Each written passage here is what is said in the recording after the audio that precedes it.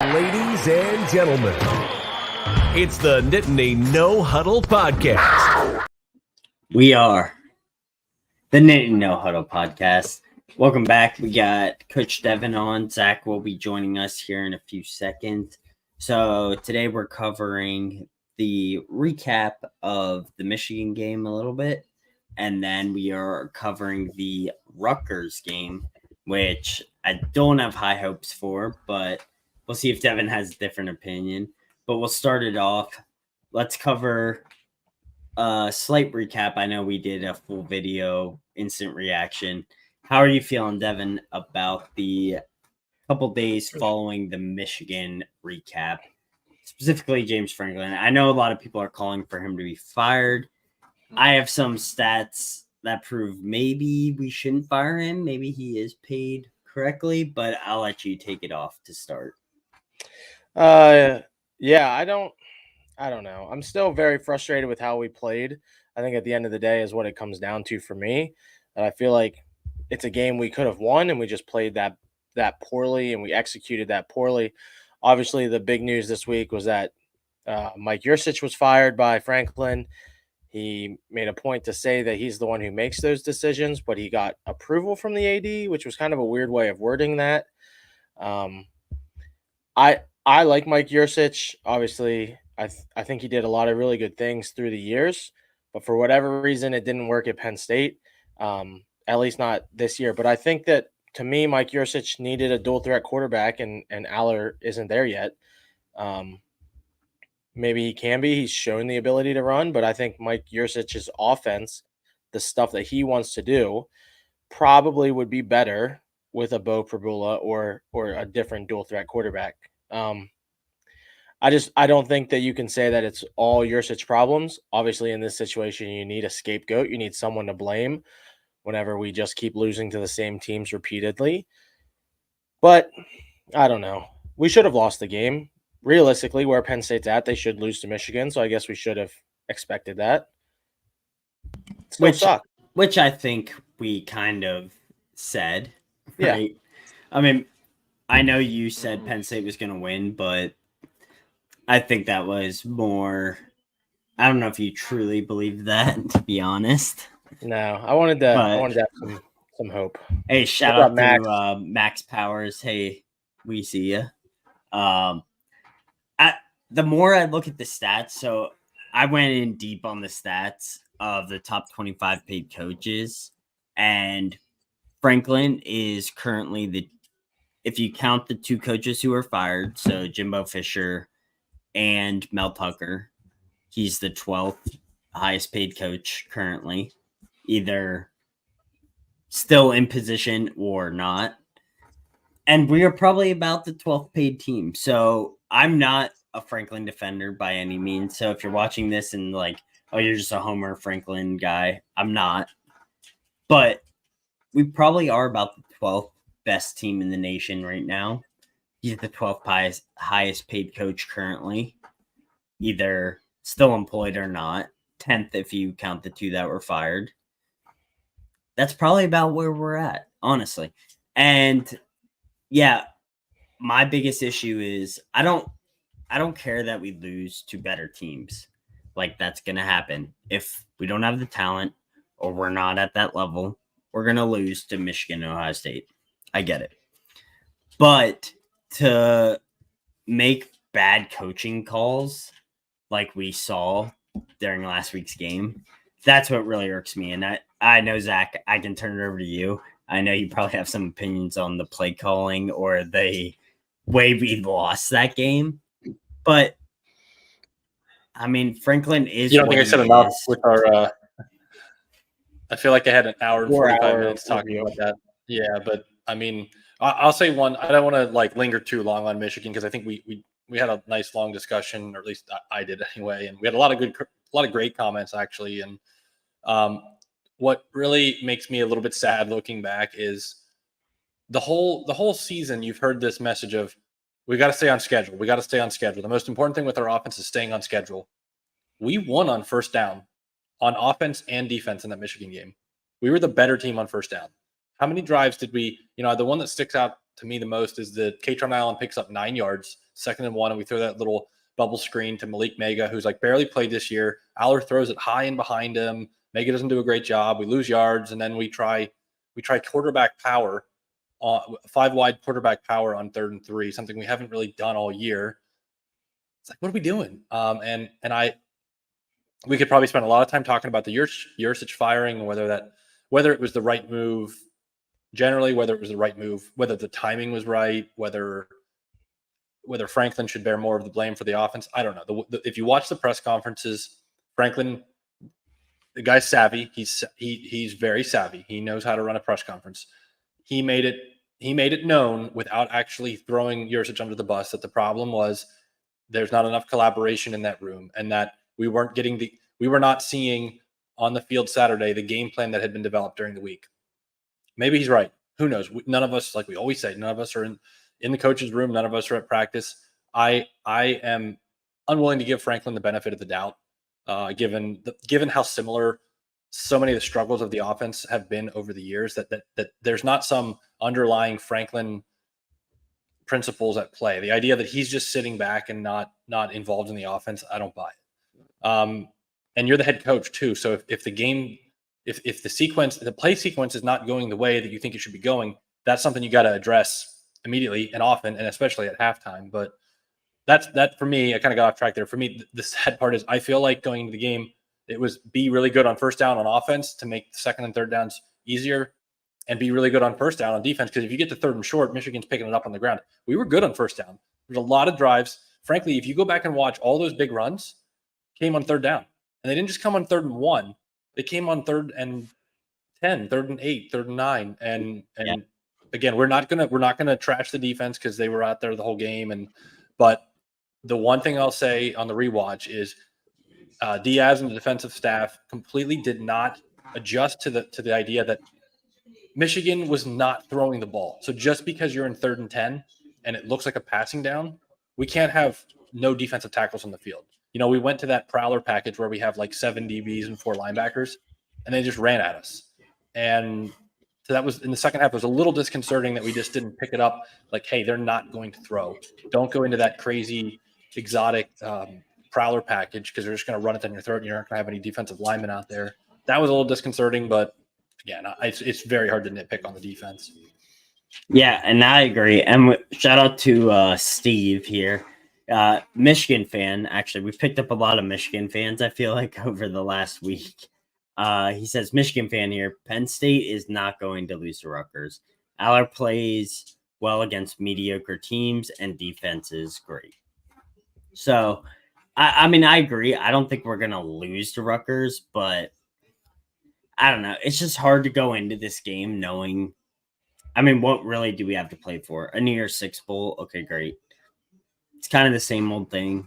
And I know I've been on on the online chats a lot lately. Everyone's like, how many teams would be happy to be in Penn State's situation? I agree.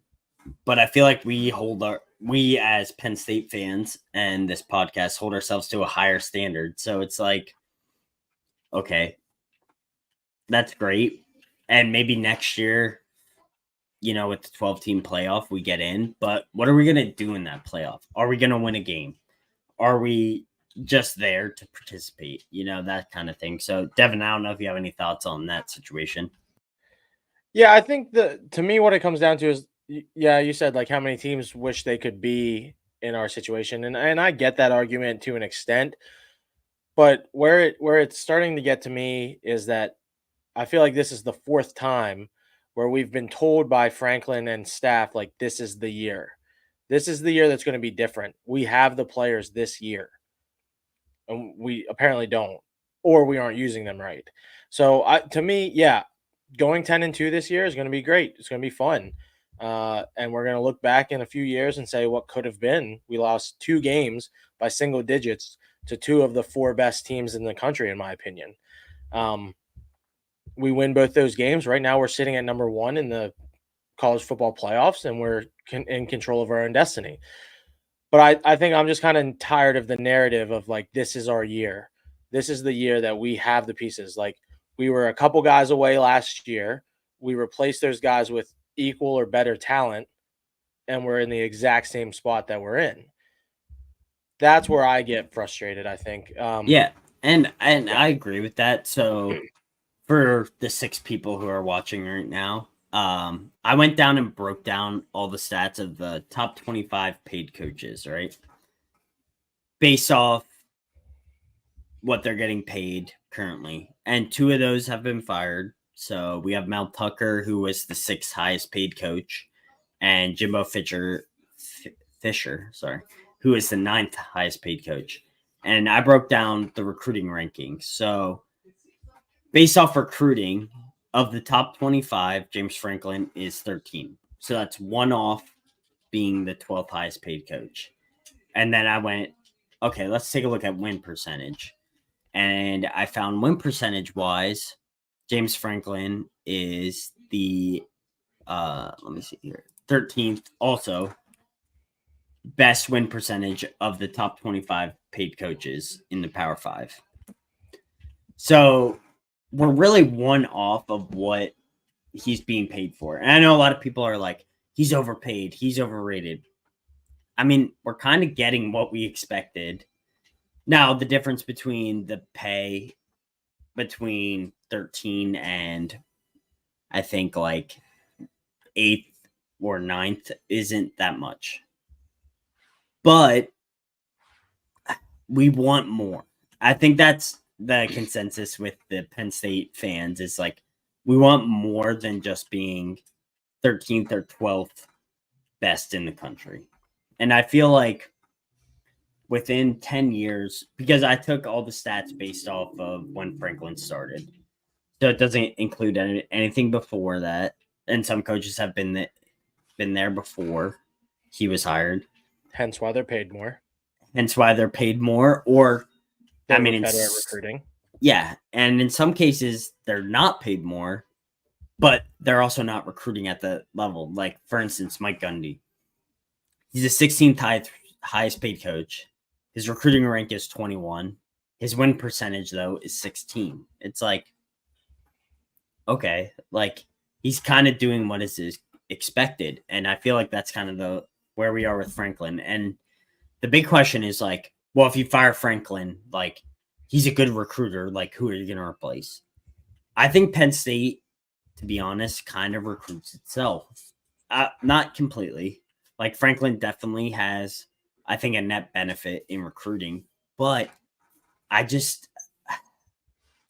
when I watch that Michigan game, it's like, I feel like he just like loses his like composure when it comes to top teams. And you kind of saw it during the press conference when he was pressed about going for 2 at the end of the game, down 9. It's like 8 points still gives you a chance, but he went for it. And it's like, I don't know why you do that. And to be honest, I was like, you never really see teams do that. And then sure enough, the Cleveland Browns did it this weekend in the NFL. And it's like, well, do we really want to compare ourselves to like the Cleveland Browns? Not really. It's a tough situation to be in for Penn State fans. And I sympathize with both sides. Like, I understand that people are like, I don't want to take that risk going, 6-5 or 7-4 to maybe get a chance at a team that like is elite. So I understand both sides, but it's when you watch the games, like I'd rather just lose. Like when you watch Ole Miss, for instance, play Georgia this weekend, they gave their all and they just didn't have the talent to keep up. But that game wasn't badly coached. When you watch our loss, it was like, all right, there's some questions coaching. I don't know how you guys feel, so I'll turn it over to you on that. So I think one of the key points you hit early on there was Franklin is largely doing what you would expect a coach that amasses the talent that he has amassed through recruiting. What you would expect of a coach that gets paid generally in the ballpark that he gets paid. The question for me really is not, is he overrated? Is he paid too much? It's what is the expectation for the program? Because I think it would be very reasonable for certain programs to say, hey, look, we just, that are in that 10 to 15 range that Penn State probably is. If you ask coaches out there, said rank the top 25 jobs. Just forget about trophy cases. Forget about, Texas A&M hasn't won a trophy since 1939 or whatever it is. Rank the jobs, and I think Penn State's probably in like 15 or something like that. And there's some schools probably in that same area where the expectations maybe aren't as high as Penn State, or you might have a Texas A&M or something where the expectations are a lot higher. And I think for each program, you're entitled to set the expectations where you think they're appropriate. And that's where we get back to the whole: do we want to be Nebraska, or might we be Nebraska, or might we be Georgia? For me, I'm okay with either. I think you just have to have a clear-eyed expectation of what is our program. And I think for the Penn State fans that look, I don't think we're Georgia.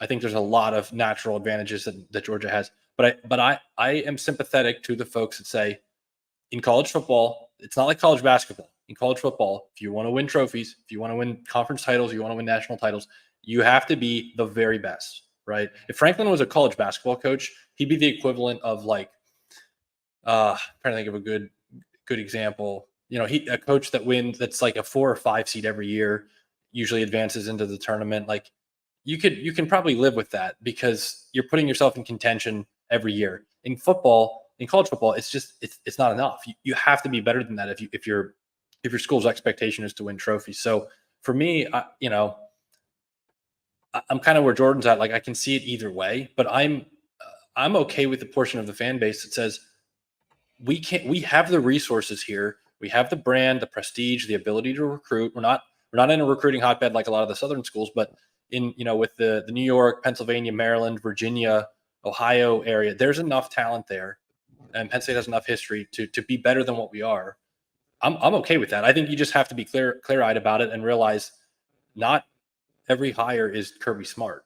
The Nebraska route is a possibility, right? And I don't know. I just think there's so many people in the fan base that are on either end of that, and they just think we are a sleeping giant, and all we got to do is fire the coach, and the next guy is a surefire thing, and we'll be Georgia. And then there's so many people on the other end of the camp that are like, no, if we fire James Franklin, we're going to be Nebraska until the end of time. So the Penn State head coaching position is James Franklin's God-given right, so we can never touch him. And it's like the truth is somewhere in the middle, like most things in life. Yeah, and Zach, I agree with that. Shout out to Ellie here. She says, hot take. Now that we only have Eli. I think that's probably Eli. Yeah. Eli, sorry. I misread that. Hot take. Now that we only have one of the top dogs on the schedule, we should be all right just because the West Coast is losing all their good quarterbacks. And I mean, that's a fair point to make. Michael Penix is going to move on. Caleb Williams is going to move on. I haven't looked at Bo Nix might have another year left, actually, I think. Are you serious? No. I think he started like 57 college football games, and he holds I think he's second. He's only like 30 behind Sean Clifford, but he holds the record for most starts of anybody at the college level. Yeah. Because of the COVID year. And speaking of Bo Nix, like if you look at his trajectory, right? He started at Auburn, and we beat Auburn twice under Bo Nix, right? He goes to Oregon, and now he has all the success, Heisman possibility. It's just a testament to a system that works for the quarterback. And I think that's where we're at with Penn State, right? Aller, I don't think Aller is a bad quarterback. I know I've been kind of critical of him, but our system that we have been running is RPO focused. He's not an RPO quarterback. And I know a lot of people are calling for Bo to start. I haven't seen Bo ever. I don't know, what does he have, like 3 career passes? Like, I haven't seen enough to know that he is that guy, but he might fit our system currently better than, Aller is. And I know we talked about in the Michigan post game. Yeah, if we had somebody like Sean Clifford, he probably would have had like 70, 80 yards on the ground. Aller's not that guy. So if you have a certain quarterback, you need to tailor the offense to your quarterback. And I think that's what was missing. And we'll see how the new OC does against Rutgers, I guess, and Michigan State. But that's not going to give us much to go off of, to be honest. It's going to come down to next year, whoever we hire or if we promote within. Are they going to provide Aller? Pending Aller doesn't transfer, because I think that is a real possibility. He's not going anywhere. I don't think he will, but probably not. But so here's maybe we'll segue over to the Rutgers game here eventually. But here's maybe a parting thought on the Aller discussion, the OC. So Drew Aller largely came to Penn State because of Mike Yurcich. Mike Yurcich is the guy that found him and the guy that offered him when he was just a 3-star, right? And so I think between the midseason firing of the guy who brought Aller here, and Jordan mentioned, maybe it was Devin, I forget who mentioned it, the press conference, that was the post-game press conference, I'll say, that was a side of Franklin that I haven't seen. The interaction with David Jones of Penn Live was a side of Franklin that I've not seen in a post-game press conference since the famous 2018, I'm tired of being great, I want to be elite, where normally he's just so, even after a loss, if you watch the Ohio State post-game press conference, he comes in there and he says, I'm not sure we didn't just watch the 2 best teams in the country. Give me a break, dude. He felt the heat leaving that field Saturday, and the boo birds and people throwing stuff on the field, which is not a good look. But I think he felt it, and I think I wouldn't be surprised if walking off that field in his mind, I'm firing Mike Yurcich. It's done. I'm done. I've already made up my mind. I got it. Like, I think he's feeling the heat. I think, even early on in his tenure, we didn't have we never went a 3-year stretch where we didn't beat Ohio State or Michigan. We just went 3 straight years, 0-6 against the Big Two. And I think he's feeling it. I think he's safe because of the contract, but that's the first time he's fired somebody midseason. And again, if you watch the press conference on Monday, he was asked a lot. Obviously, nobody talked about Rutgers. All the reporters asked questions about the Yurcich firing, and he was very scripted and careful. He didn't come out and say anything that was like clearly just outright throwing Yurcich under the bus. But he made some comments again about referencing the 2 new guys that are sharing the OC duties temporarily, and how collaborative the room is right now, and how everybody's working together. And he was asked again about, is the issue just execution, or is the issue that you weren't satisfied with the game planning, like developing the strategy during the week to implement on Saturday? And he was like, yes, all of the above. He made it very clear, and whether he's telling the truth or not, I don't know, but he made it very clear that Mike Yurcich had control of this offense and he was in charge, and I didn't like what we were doing. And I, in other words, like, don't blame me for it. It was all him, and I'm changing it now because it didn't work out. Hopefully he's telling the truth. Hopefully he's honest. I don't know. I said earlier, I've always got the feeling he's an offensive coach. If you've looked at his resume, everywhere all of his stops, he was coaching on the offensive side of the ball. I'm not willing to give him the benefit of the doubt that like he just was a sort of like the CEO type head coach, or hire the OC and just let them do their thing. I'm not. I think I don't know. But my overall point is firing the guy mid-season that brought Aller here. I think he's feeling it. I think. The heat's on. It's not even mid-season. There's 2 games left. You know what I mean? It's very rare. It's very rare to get rid of a coordinator before the. I agree. I think that's what Jordan is saying. Like, it's not even mid-season. It's we couldn't finish out the season. I think that's what you meant by that, right, Jordan? Yeah, that's what I meant. And for me, it's like, all right, Franklin was a wide receiver coach for a long time. And what's the one position that has been a glaring problem? Wide receivers. Like, we cannot. We have some wide receivers in the NFL, but largely what they did at Penn State was not anything special. Like, we have never recruited these super elite wide receivers. Now, granted, sometimes the offense we run has benefited the wide receivers, but. And I think even if you give them the benefit of the doubt, I think you're looking back at least like 4 recruiting cycles before you find somebody that panned out. Parker Washington, probably, I think he came in I think he was in the 2019 class. He was a freshman in 2020. So maybe it was a 2020 class. Jahan Dotson would have been either 18 or 19, but since those two guys, I mean, Mitchell Tinsley did a nice job for Penn State last year, obviously a transfer portal guy. They just haven't gotten it done. That's a great comment by Lambda there. Stubblefield getting canned was the canary in the coal mine. That was another one that was weird because of the timing. It wasn't like an immediately after the season thing. Lambda, if you have any inside information on that, we'd love to hear it. But the story that I kind of gleaned from that was that something happened that Franklin just couldn't abide, or something was said, or something was done, and they moved off of him. And I forget exactly when it happened, but it was like an odd time in the offseason. Normally you want to, shortly after the season's over or during that gap between the end of the regular season and the bowl game season, that's when you make all of your staffing changes because you want to be ready to go when you hit, January and start the new year. Yeah, I agree completely. So shout out to our one Buckeye fan. I think you might be the only Buckeye fan we have on this podcast, to be honest. Didn't Iowa blast Rutgers? Penn State will win by 30. Penn State's not scoring 30.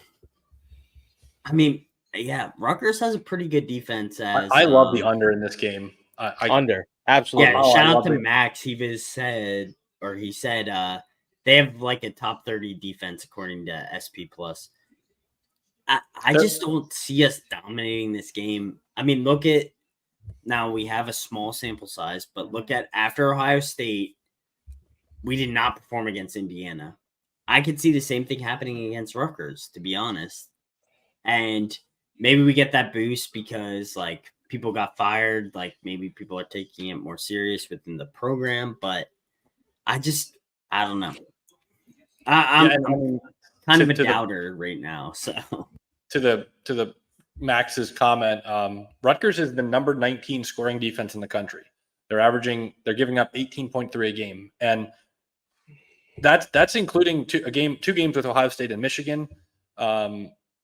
Obviously, the Big Ten's not great, but that's a pretty good scoring defense. They're number 9. So where maybe there's an advantage for Penn State is their strength, I think, is against the pass. They're number 9 in the country in passing yards per game, number 13 in pass efficiency defense. Good thing we don't pass. Yeah, they're 38th in rush defense, which is not bad at all. But it seems to me their strength is the pass defense, which we're not. We're the number 88 ranked team in pass offense, passing yards per game, I should say. But yeah, it's definitely two defensive first teams that are playing each other. And the one thing I'll say about Ohio State, Rutgers, you think our passing game is bad? Wait till you see Rutgers. They are 125th in the country in passing yards per game, 122nd in pass efficiency, 116th in total offense yards per game. They've frankly just been bad. Gavin Wimsatt, he's a good runner. He's a nice, big-bodied, athletic runner. He's got some strength, but he doesn't have anybody to throw to. Basically, right now they're down to their slot receiver, Christian Dremel. He leads the team with 30 receptions, but they've got a couple guys. One of their starting receivers went down with a season-ending injury in their very first game against Northwestern.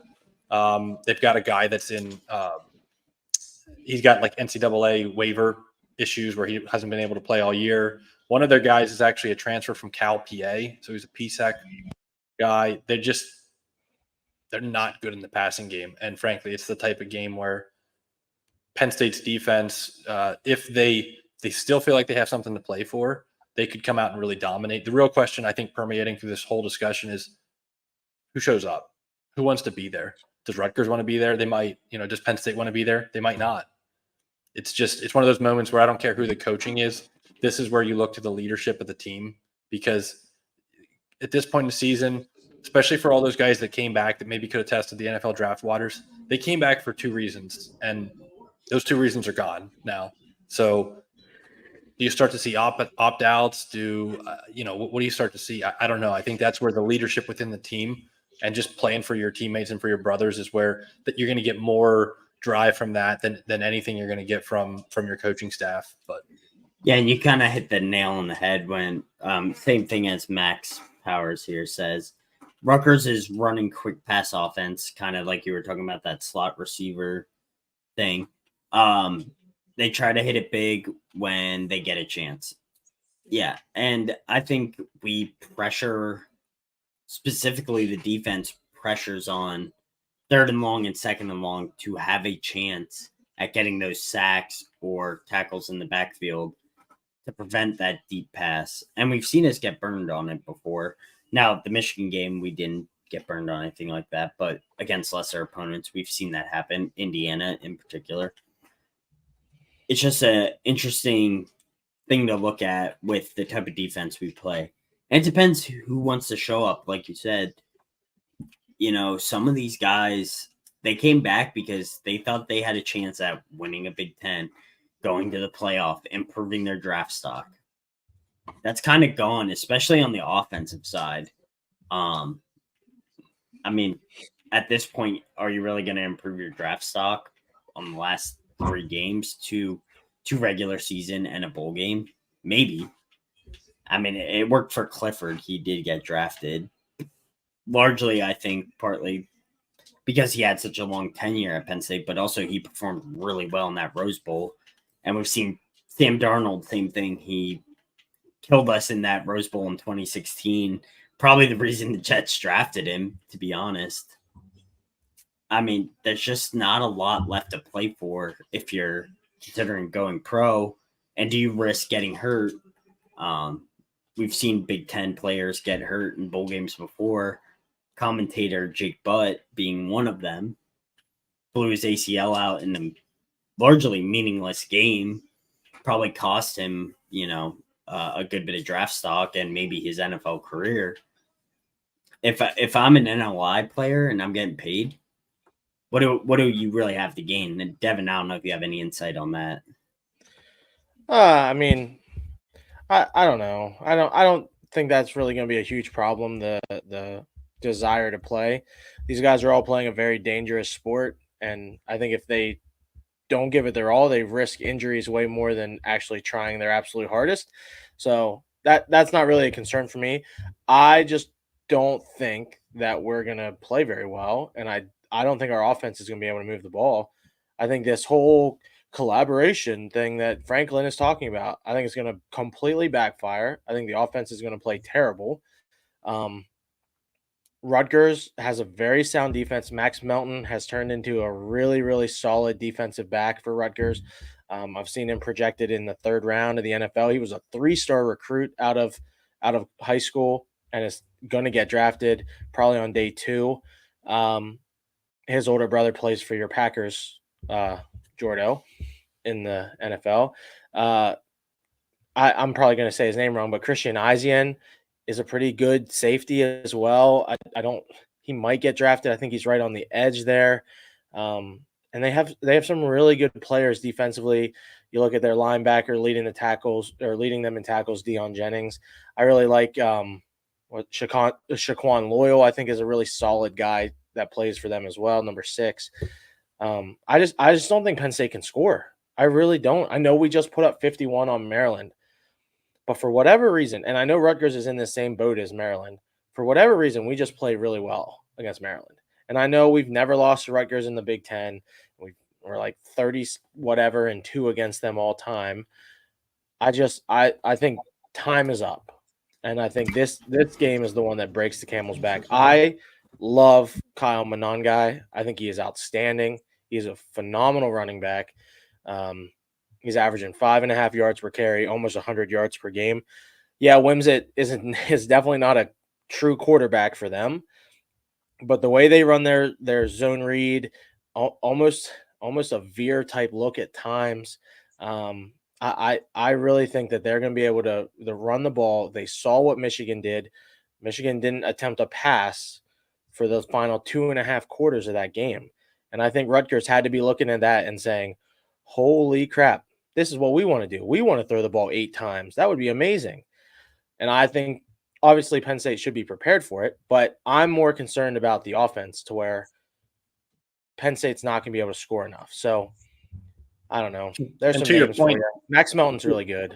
He's really good. To your point, Devin, the Michigan style there of like, let's not throw the ball is like that wasn't Michigan all year. I think they just adapted on game day.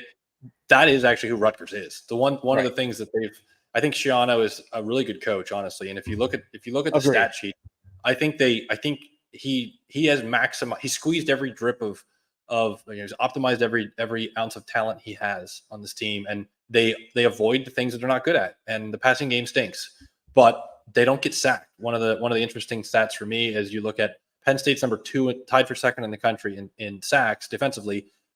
Rutgers is tied for 7th in sacks allowed, meaning they don't give up sacks. They got an athletic quarterback that can scramble, but they also just don't put him in a lot of obvious, long routes that are going to take time to develop and put him in sack situations. One of our commenters mentioned the quick offense. Similarly, they don't get tackled behind the line of scrimmage. They are tied for 5th in least tackles for losses allowed, because Monongai is a really good runner, but I also think they have a running game that encourages we just get yards, right? We're not going to be greedy. Right. We got to keep the ball. We got to stay on schedule to use the Franklin term. So there's a lot of interesting things to look at here when you compare the stat sheet. There's some areas where Penn State has really obvious advantages. Again, that's the fact that Rutgers can't pass the ball, and Penn State is a good rushing defense. And I don't care what any Michigan fan will tell you, they didn't get dominated on the ground. They just really, if you go back, I don't want to go back to the Michigan game 3 too or much. 4 plays. And if you go back and look, most of those were 7 DB packages where Penn State did not fit. You just had people missing their gaps, and they were not gaps out. And you had DNs rushing up the field on 3rd and 10 because they think they're passing, and they just didn't adapt. But yeah, no, I mean, just back to Rutgers, they don't get penalized. They're 15th in the country in fewest penalty yards per game.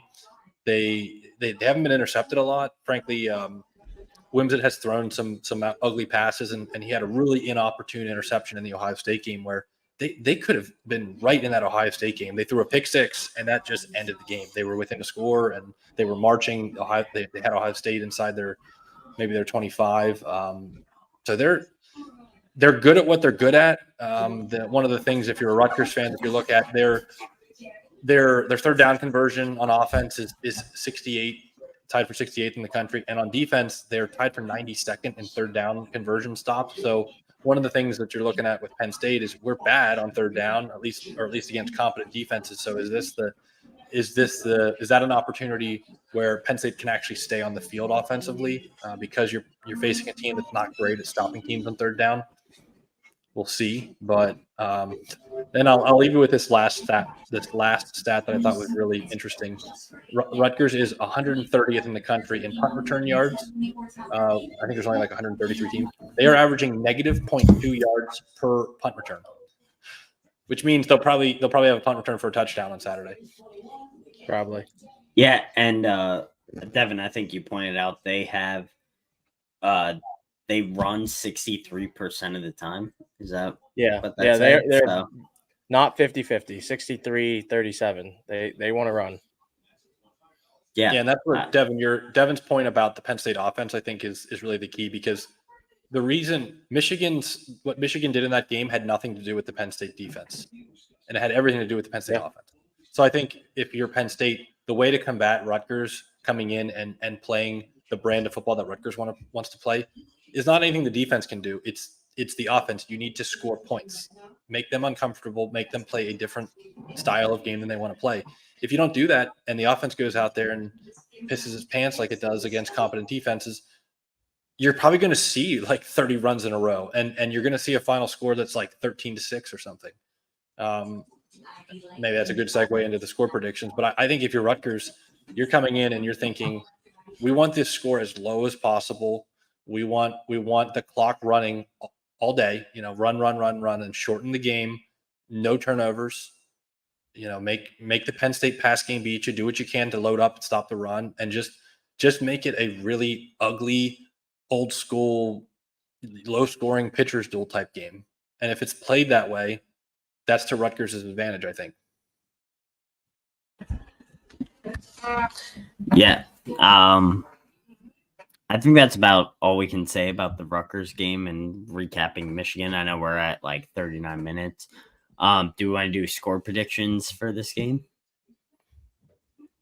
Yep. Either of you? Sure. I'm most interested to hear Devin, because We'll let Devin start then. If you want me to go first, I'll go first. Maybe we could save him. Maybe we could save him for last. No, let Devin go first. I can go first. So I had to leave the podcast on Saturday to head to a family commitment, And I left by saying that Penn State was going to lose to Rutgers. I'm standing by it. I don't think Penn State can score enough points.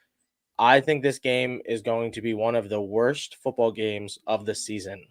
I think it's going to be ugly.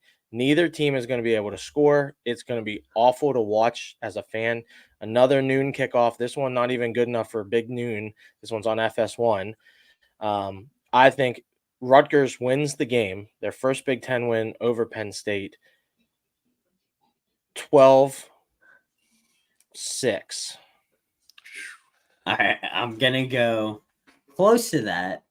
I'm going to go Penn State 17, Rutgers 13. We don't go for a 2-point conversion this time, though. So maybe we do. That's why we have 6.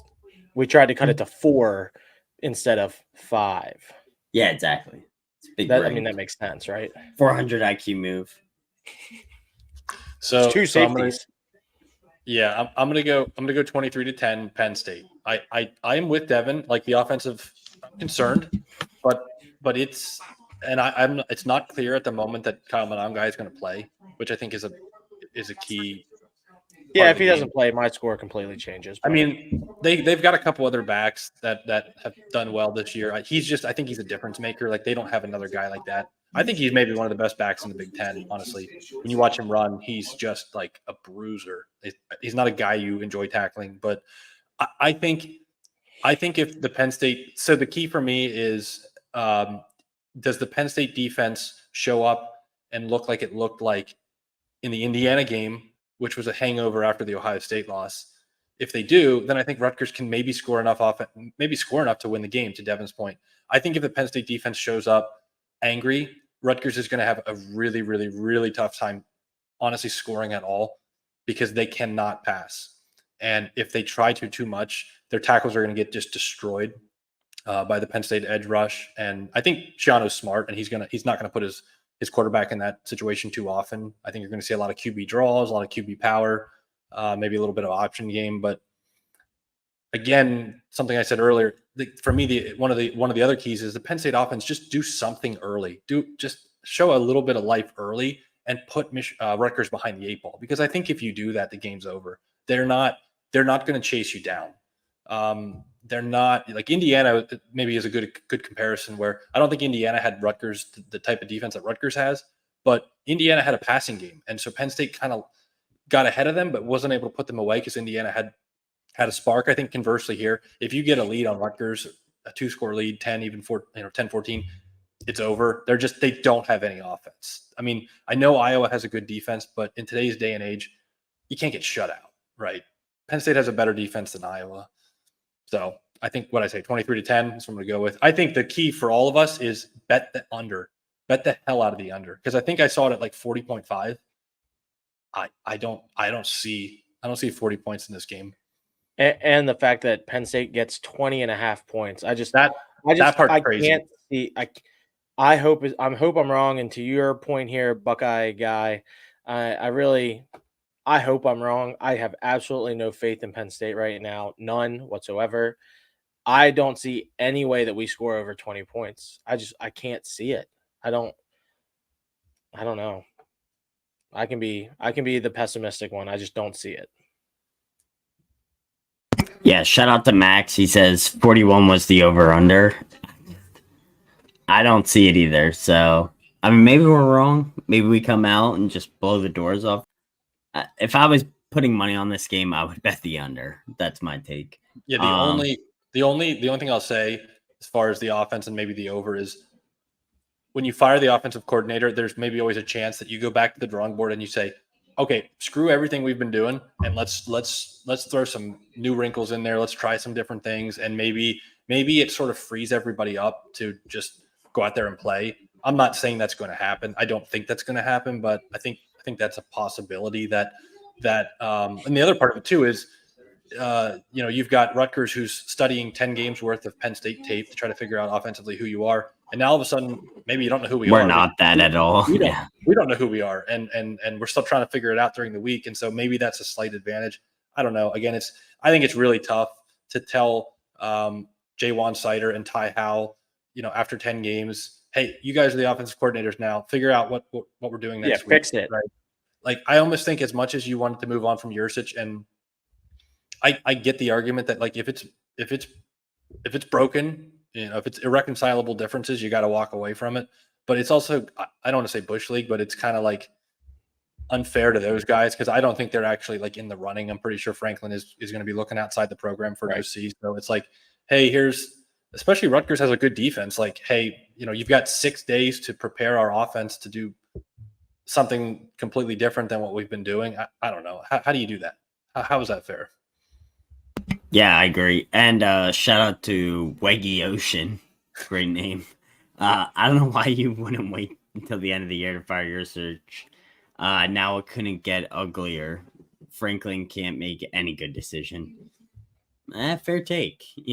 I think what did we lose by keeping Yurcich the last 2 years and just making the offseason change? Unless it's just job security. It's like, hey, you better fire your OC or we're firing you kind of thing, which I don't think that's how it happened, but I can see maybe that's the justification. I think we got one more comment from Max here. You're not going the full length of the field consistently, but you get short fields, then you will score. Your defense is the key. Yeah, I mean, I feel like that's been the key the whole year, and part of the reason our offense looks as good as it does paper-wise, scoring-wise, because we start. I mean, look at all those games: Northwestern, Illinois. Zach, you might know this. Not to cut you off there, Jordan, but to go ahead. Go with your point here, Zach. You might know this. Where was Penn State's average field position in that Maryland game? Like the fact that we put up 51, I feel like we had 2 or 3 insanely short fields in that game that obviously contributed to Max's point there. If we have to go the full length of the field, I can't remember a time this season where we've gone on like an 80-yard 10-play drive, something. I mean, like the first drive against West Virginia, and that was right. It. Or the very last drive against Ohio State and Michigan when it was like garbage time. When it didn't matter. Yeah. That's when, I would be first curious. drive was so long ago. Was that even this season? Like, it honestly it doesn't feel like it. No, it's a great point. And I don't know off the top of my head, but I would be willing to bet Penn State's average starting field possession in that Maryland game was probably like the 40-yard line or something, or like the 45 on average. Because Devin's right, that the takeaways and Maryland going forward on 4th down on the first drive definitely it made it easier for our offense than an opposing team should allow it to be. But just to get back to that last comment that Jordan read about Singleton, how awesome would it be just to see one Singleton breakaway run in one of these last 2 games? It's crazy to think about, and it's like sad if you pull up the Auburn highlights from last year when he was just running wild on an SEC team, and you get the whole offensive line back, and Singleton's longest run on the season is 20 yards. Yeah, and I think Lex crazy killed it with this comment. I never would have guessed Penn State would have that bad an offense this year. It's shocking. Yeah, I mean, we returned basically 7 offensive line starters who played last year, Singleton and Allen, and we haven't seen one. What's our longest run, like 30 yards, maybe? Allen's longest, I think, is 34, and Singleton's is 20. Yeah. And we had, like, against Auburn, again, it wasn't a great Auburn team, but we had like 4 runs of like 40 yards in that game or something. But that was in Jordan Hare, which is allegedly like the hardest place to play in the country. So you'll never let that one go. But so just to back up my stat here, against Maryland, Penn State's scoring drives, they had a drive of 12 yards, 4 yards, 2 yards, 41 yards, 44 yards. And then they also had 13 plays for 88 yards, 11 plays for 70 yards, 12 plays for 75, and 8 for 80. So okay, some of those are decent, more than I thought. Even, correct, pretty even, but still 1, 2, 3, 5 of your 9 scoring drives were less than 45 yards. Yeah, but in that game, my takeaway, if I'm playing five scores is 30 points. Yeah, if I'm playing devil's advocate, like, you can't fault the offense for scoring on a drive they don't get to start the ball. No, you know, so and I'm not saying I can see it both ways. Like, He's just saying you have to fault the opponent for not recognizing the easiest way to let a bad offense beat punt. And I think Shiano knows that. I think he's like, if we punt 10 times, it's not the end of the world, right? We're gonna have to score eventually. Shiano's not going for it on 4th and 2 in Rutgers territory. Like they're not. Right. That's not what he does. He will game strategy every ounce of opportunity Rutgers has in this game. Whereas Loxley, and I think that Maryland defense quit. Honestly, I was very shocked they bounced back and won at Nebraska. But if you watch that second half of that Penn State Maryland game, they really didn't look like they wanted to be tackling people, and it just I don't know. I don't think you'll see that from Rutgers, and I'm not taking a shot at Loxley. I like Shiano a lot. I know opinions may differ, but there's not a lot of talent on that Rutgers team, and I know the Big Ten's bad right now, but if they beat Maryland at the end of assuming they lose to Penn State, they beat Maryland. I think they'll finish 7-5, which is Rutgers pretty darn good.